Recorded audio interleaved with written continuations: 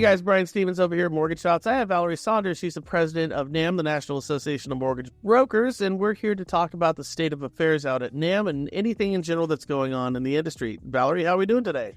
Good. Thanks for having me again. Appreciate it. Well, let's jump right into it. What's going on with NAMB right now? What's the latest and greatest? So our big thing right now is we did open up registration for NAMB National. It is October 18th to the 21st at Caesars Palace in Las Vegas. We have the usual, if you use our discount code, which this year we have a theme of go for the win, kind of a sports theme. If you use the code WIN24, then all of our trade show, our speaking sessions, they're all free. We will be having two of our certifications, our Certified Veterans Lending Specialist certification and our Certified FHA Mortgage Professional certification there. NAMB is also an NMLS approved course provider. So as a NAMB member, you can get your 8 hours of continuing education for only $12. And we have a variety of speakers, including, once again, this year we have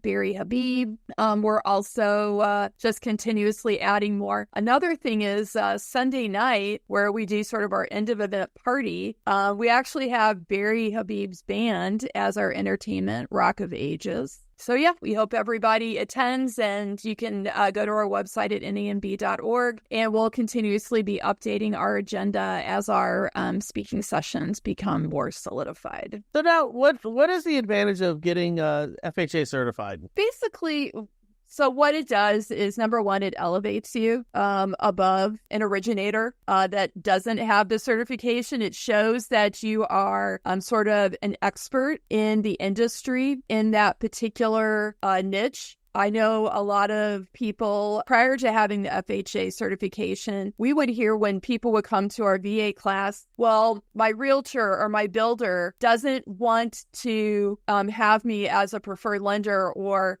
work with me unless I have some sort of a certification. So it just really shows that you have taken the time to elevate your craft, to show that you are knowledgeable in that particular type of product. And of course, you get the certification is good for 2 years, and then it renews for just $100 for each additional 2 years. We give you a logo, you get a certificate, marketing materials, you get highlighted on our website and our member directory having the certification. You can use it in your email signature, your website, however you would like. Plus, it gives you sort of a core group of people to run things by. Is it HUD endorsed? No, not endorsed by HUD or VA. But the VA class is actually managed or updated by our VA subcommittee chair. His name is Jeff Wilson. He previously worked for VA for over 25 years. And then the FHA course is actually modeled on the DE underwriter training that you have to do to get your direct endorsement with FHA. Okay, that's fantastic. What hotel is it at? It's at Caesars Palace. Okay, good deal. So we got NAMB National coming up. Now, we know that you guys are always advocating for loan officers. What are some of the issues that NAMB is advocating for right now? Well, we're obviously still working on our trigger leads bills.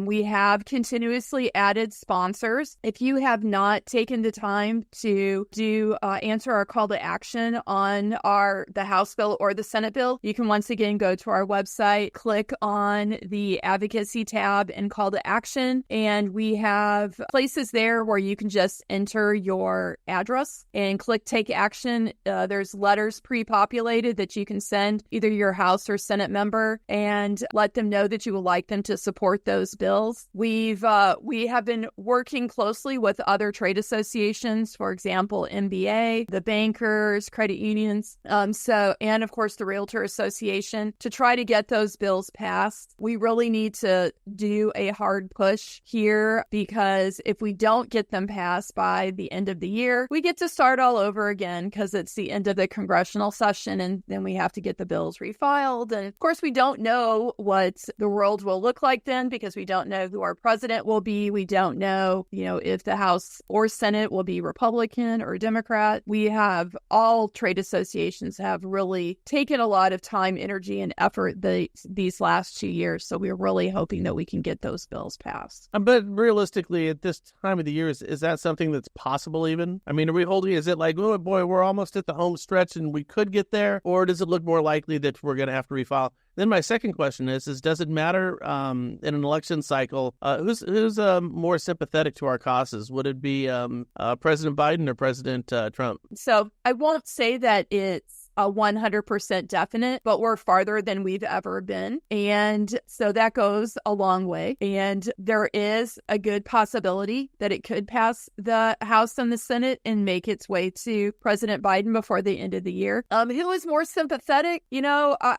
I think trigger leads is almost a bipartisan issue because it affects everybody. It doesn't care if you're a Republican or a Democrat. What they care about is, are you looking to get a mortgage? And did you just have your credit pulled? So, it's hard to say, would Biden or Trump be more sympathetic? Who do we get more support from, Democrats or Republicans, for the bill? I'd have to look it up to see where we're at.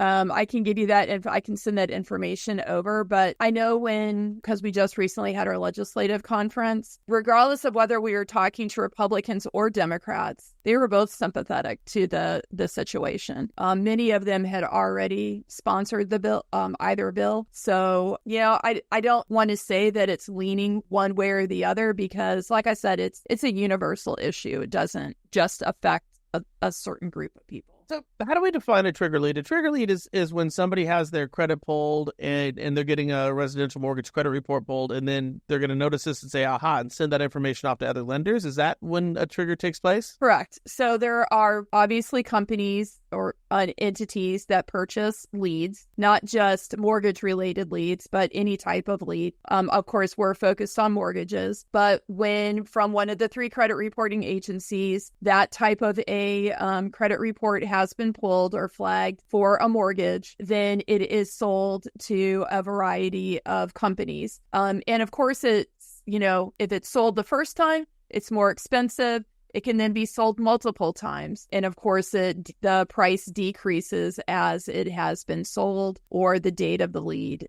So it's the trigger lead. The trigger is really the credit report being pulled. And this is something that's universally disliked because I got to imagine there's some people out there who build their business around this. There are some, obviously, the 3 credit reporting agencies, this is big business for them. But, and I'm sure there are many companies that purchase trigger leads. However, I'm sure that this doesn't stop somebody from purchasing it. What it does is when they're purchasing something, it has already been pre-authorized by a consumer. So it's really just a consumer opting in to have their information sold. Gotcha. Well, it is not preventing a lead from being purchased. And so also too, I just want to say that if the individual already has a pre-existing relationship, whether that is with their depository institution, if I'm the loan originator that pulled a lead or pulled credit and I contact them again, I'm exempt. So if there's already a pre-existing or ongoing relationship, then the authorization isn't necessary. This is just for brand new companies who do not have a relationship with that person being required to have some sort of authorization to be able to contact the borrower or the potential borrower. Yeah, I know it's a conversation that's talked about quite a bit, and it seems like it's been talked about for a while. I'm just kind of wondering where the direction it's going, but that starts to make sense. What else is Dan working on right now? We're still working on our Gold Star spouse bills. Okay. Those are obviously a priority for us. We are obviously still working on sort of educating our members regarding what potentially may happen regarding the NAR settlement. We also are supporting the Helper Act. We submitted a letter to all House and Senate members that we are in support of those bills. What's the Helper Act? The Helper Act would be legislation where somebody that is law enforcement, EMT, a teacher, firefighter, that they would be able to obtain a loan. It would be an FHA loan. It would not have monthly MIP. It would have no down payment. There are some criteria that goes along with it, but it is a loan that is specifically provided for those people who are helping us when we have emergencies, or obviously educating our children or potentially ourselves. Well, this is all fantastic stuff. So, hey, listen, if you guys want to become a part of NAMB, all you have to do is fill out the information that's down below. You can always reach out to them. And don't forget, Caesars in October. Barry Habib's band is going to be playing there. You don't want to miss that one. Hey, guys, listen, Valerie, you have a great time. Thanks. See you soon. Bye.